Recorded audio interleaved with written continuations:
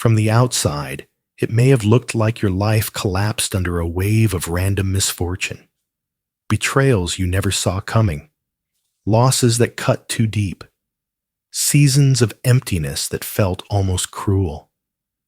But in truth, there was nothing random about it. Every twist of the knife, every time delay, every collapse of support was placed with surgical precision. It was not chaos. It was choreography.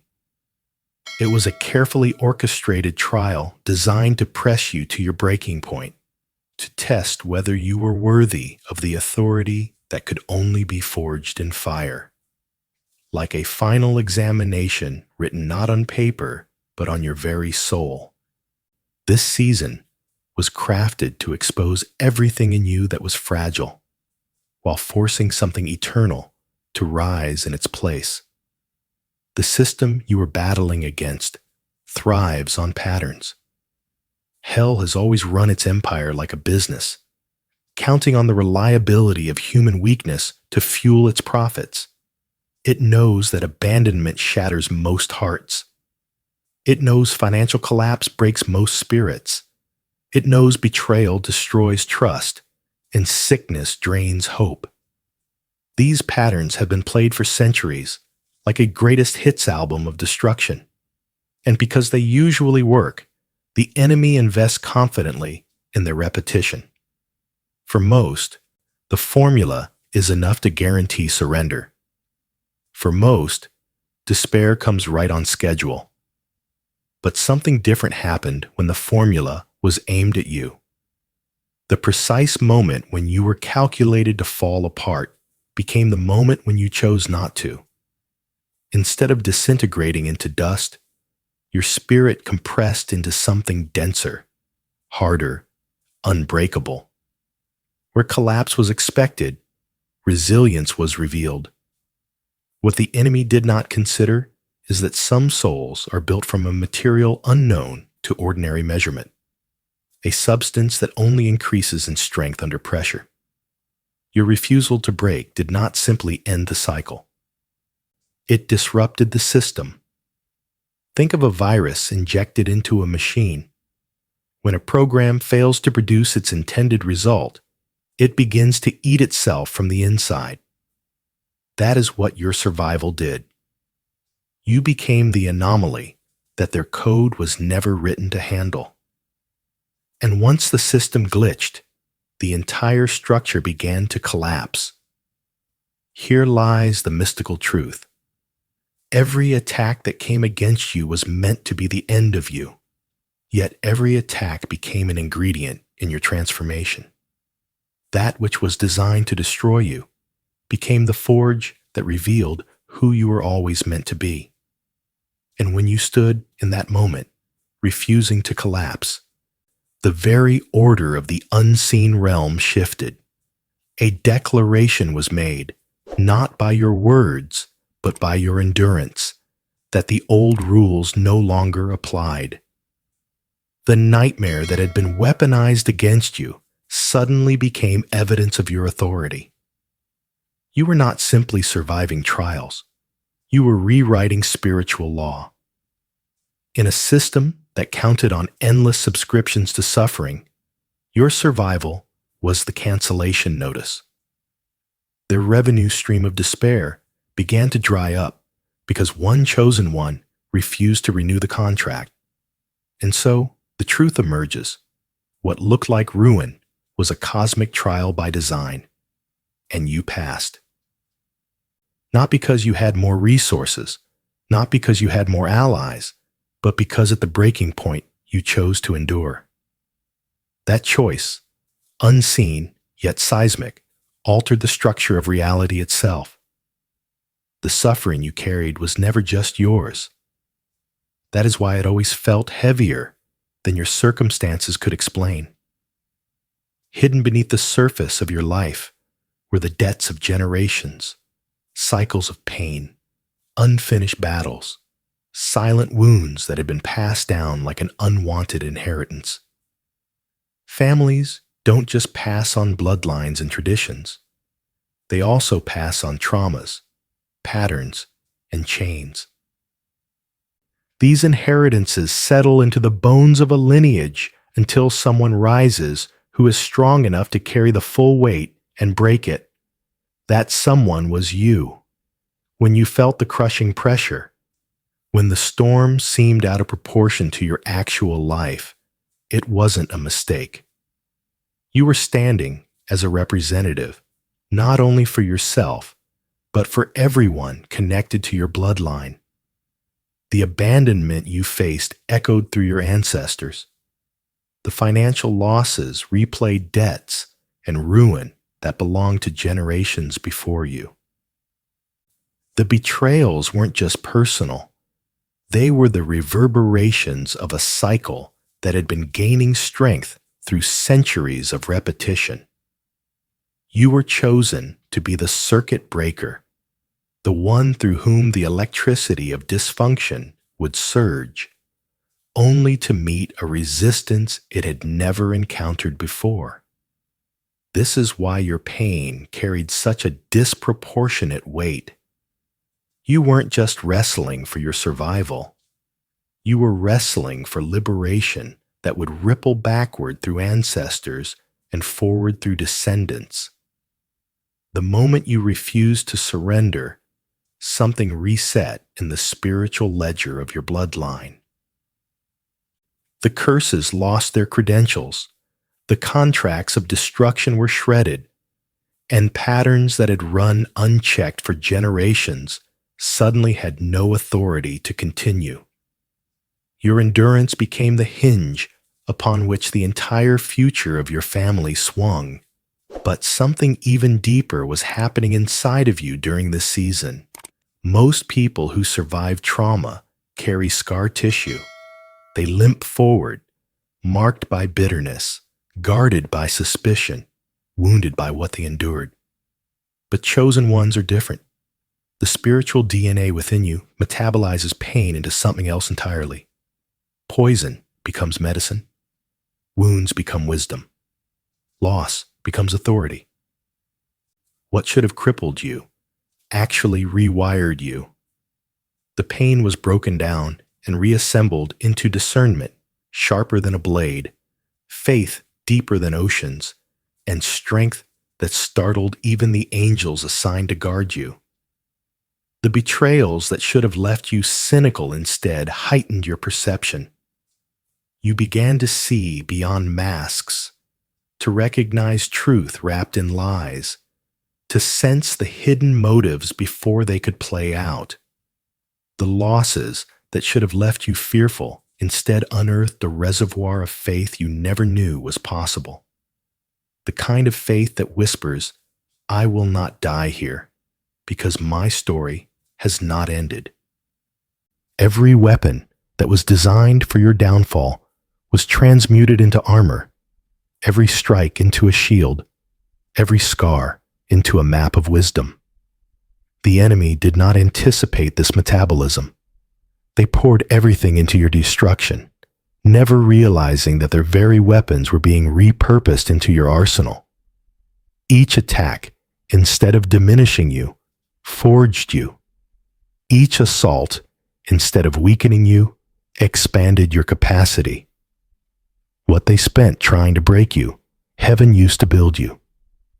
In their desperation to undo you, they invested in your transformation. You did not just endure what was meant for your destruction, you transcended it. And in doing so, you carried your entire lineage into a future no one before you could reach. The cycle stopped with you. The chain snapped in your hands. The curse that repeated itself for centuries finally met resistance and lost. There came a point when the storm intensified beyond anything you had ever known. It wasn't your imagination. Every enemy, every weapon, every shadow seemed to converge upon you at once. It felt like war without relief, as if the universe itself had conspired to erase you. What you were experiencing was not escalation by chance. It was desperation. The enemy, sensing its window of opportunity was closing. emptied its arsenal against you in a final attempt to finish what had begun. Every grudge-bearing spirit, every human agent, every system under their influence was activated, not because you were weak, but because you were about to cross into a season where you could no longer be touched. This concentrated fury was their last card to play. They assumed that by overwhelming you with intensity, they would push you beyond endurance. Yet what they underestimated was the infinite supply you were connected to. While their resources dwindled, yours multiplied. Every attack was countered by a grace that rose to meet it. Every strategy they executed was matched by wisdom that unfolded in real time, expanding your awareness, guiding your steps. The more they pressed, the more heaven reinforced you. You weren't merely surviving. You were ascending. There is a mystery here. When chosen ones endure beyond the expected breaking point, something happens at the level of spiritual frequency. It is as though the soul tunes itself to a higher channel, a frequency where old weapons cannot lock on. Just as a radio signal cannot interfere with a station broadcasting on a different wavelength, so too do the assaults of darkness begin to pass through without landing. This is not because the attacks have ceased, but because you have risen above their reach. Your endurance rewrote the rules. Pressure forged a new spiritual law within you, divine immunity. Not immunity in the sense of never facing battles again, but immunity in the sense that what once devastated you now bounces off like arrows hitting stone. Your spirit began producing antibodies against manipulation, betrayal, and despair. You began to feel the subtle shifts long before they could become storms. Toxic energy could no longer hide itself in your presence. Lies, no matter how carefully dressed, began to unravel before your eyes. What once blindsided you became your early warning system. You could sense the storm before the clouds even gathered. The very experiences that once left you broken had been transmuted into a defense mechanism that nothing could slip past. The enemy thrives on surprise attacks, but you are no longer a vulnerable target. Your spirit scans constantly, rejecting what doesn't belong before it ever takes root. And as this transformation unfolded, you felt the shift in your very bones. The exhaustion of battle was replaced by a strange clarity, a steadiness that had never existed before. What should have ended you elevated you. Each wave of attack only lifted you higher until you reached a plane where their weapons no longer applied. The storm that had been sent to drown you became the wind that carried you upward. The irony is breathtaking. In trying to destroy you, they revealed your true power. In attempting to consume you, they exposed the infinite wellspring sustaining you. What was meant to erase you became the very process by which you were reborn, untouchable. There was a moment, perhaps you remember it clearly, or perhaps it is buried deep in your subconscious, when everything hung in the balance. Every resource was gone. Every ally had disappeared. Every reason to keep fighting had been stripped away. It was the checkmate moment, the place where the calculations of darkness said, "This is it." They will finally surrender. Yet instead of collapse, something extraordinary erupted from within you, a defiance so raw, so untamed, so pure that it echoed across dimensions. In that instant, you did not simply refuse to quit. You declared war on the very concept of defeat itself. That eruption of defiance shifted the spiritual order. What once had legal access to your life was stripped of its credentials. What once could manipulate your heart discovered its frequency jammed. What once drained your strength found its connection severed. Your very survival rewrote the rules of engagement. From that moment forward, you were no longer prey. You became precedent. And in the shadows, the enemy realized the terrible truth. Their perfect plan had failed. The timing, the betrayals, the losses, all of it had crumbled in their hands. Their strategies, once flawless, now served only to remind them of their own limitations. Every failure replayed like a haunting. Every memory of investing so much into your destruction, only to see you rise, became chains on their confidence. Even if they longed to strike again, the memory of their humiliation stood as a prison. They had become captives of their own defeat. But what looked like devastation to you was in reality a coronation. Every scream, every tear, every sleepless night was not wasted. It was hammering a crown onto your head. Not a crown of gold or jewels, but one forged in fire, compressed from pain, distilled from tears, and polished with resilience. This crown carries no arrogance. It does not shout. It rests in quiet confidence, marking you as one who has endured the impossible and emerged unshaken. Your trial was not a random storm. It was your crowning ceremony disguised as crucifixion. While you thought you were bleeding to death, heaven was writing your authority into law. Your tears became evidence in the highest court of the universe. Every betrayal was documented. Every injustice weighed on scales that do not lie. And when the gavel fell, the ruling was irreversible. Your season of suffering was complete. The case against your peace was closed forever, with no right to appeal.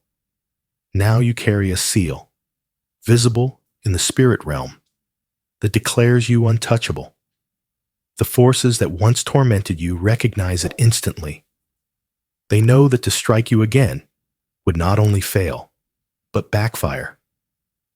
Each failed attack became a layer of immunity until your very presence announces to darkness, this one has been tested and proven unbreakable. The irony could not be greater. What was sent to destroy you became the very process that crowned you. What was meant to silence you has instead amplified your authority. And now you walk not as a survivor patching wounds, but as royalty moving in quiet power. Every step you take is proof that destruction can be survived, and that endurance itself is a weapon no darkness can overcome. Your victory was never meant to stay private. The moment you refused to break, the system that had relied on your surrender began to unravel, not only in your life, but across countless others. You became a glitch in hell's subscription service, the virus in their code, the anomaly that corrupted their predictable cycle.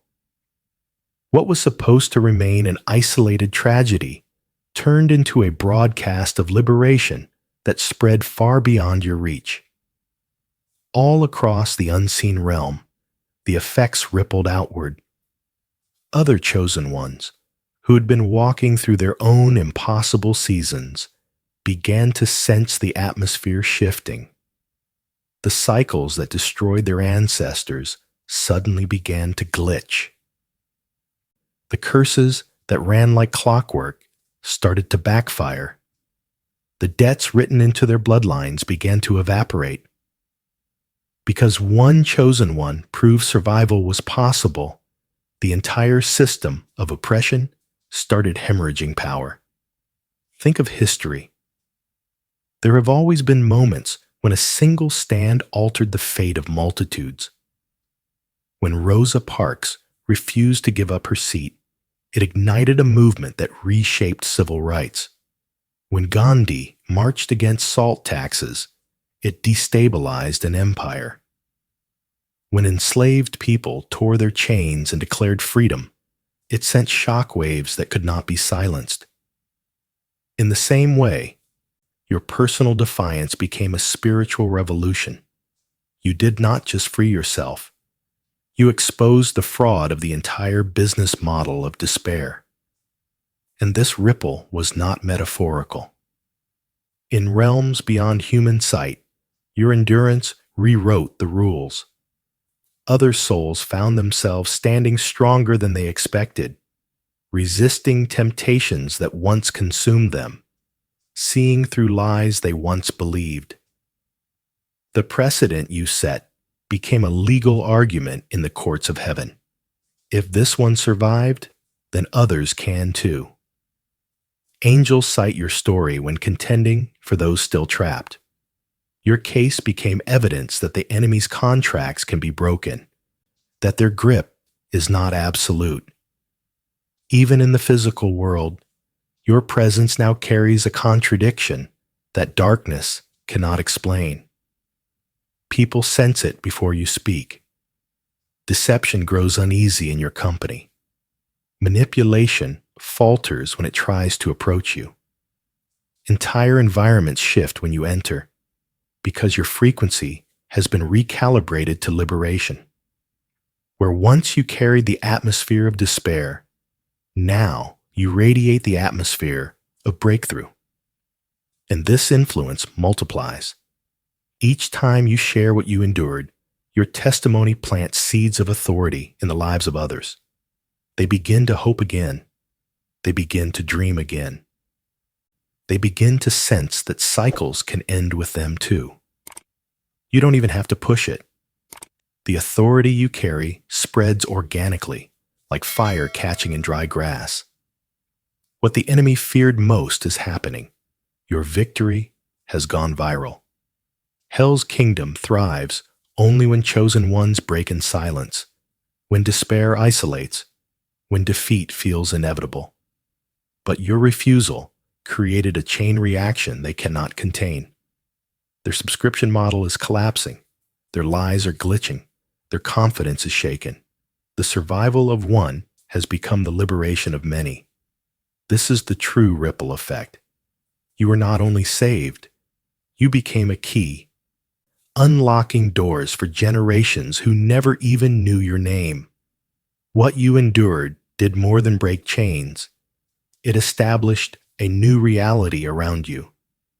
You are no longer just a survivor navigating through scars. You are an embassy of heaven, planted in the realm of earth. An embassy is not bound by the laws of the land it resides in. It carries the full authority and protection of the government it represents. That is who you are now. Your life has become sovereign territory, operating under divine jurisdiction rather than the limitations of fear, shame, or defeat. This embassy status grants you a kind of spiritual diplomatic immunity. Guilt can no longer prosecute you. Shame can no longer hold you hostage. Fear has lost its legal standing in your territory. The laws that once chained you have been overruled by higher authority. When forces try to revisit you with the same cycles that once destroyed you, they find themselves trespassing in land no longer under their control. You don't just resist now. You are defended by heaven's government itself. But with this status comes responsibility. You are not merely protected, you are appointed. Your presence has become a representation of the kingdom you carry.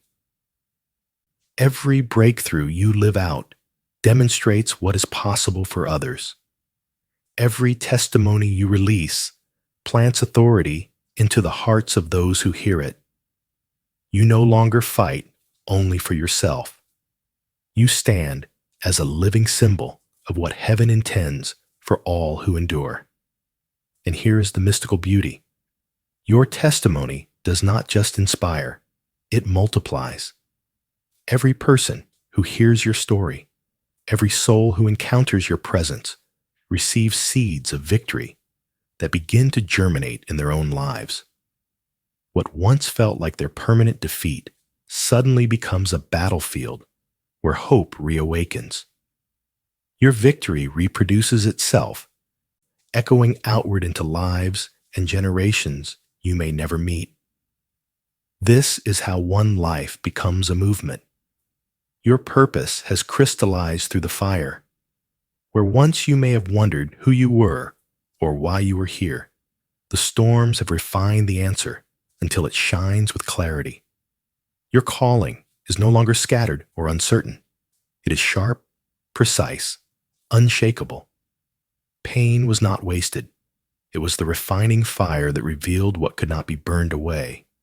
Now, when opportunities appear, you sense instantly which align with your destiny and which would pull you off course. Relationships are discerned quickly. Who will strengthen you and who will drain you? You no longer guess. You know. And this knowing is eternal. It is not confined to this season of your life. It secures your legacy beyond your physical years. Your victory has entered heaven's permanent record, written as proof that impossible circumstances can be overcome. Your story is now part of the cosmic testimony that will outlive time itself. The war is over. Chosen one. You won in a landslide. The crown is on your head. The embassy of heaven rests in your being, and your name is etched among those who proved that destruction is not inevitable, that cycles can be broken, and that endings can be rewritten as beginnings. You are no longer defined by the trial you endured. You are defined by the authority you now carry. This is your reign. This is your legacy. And the celebration has only just begun.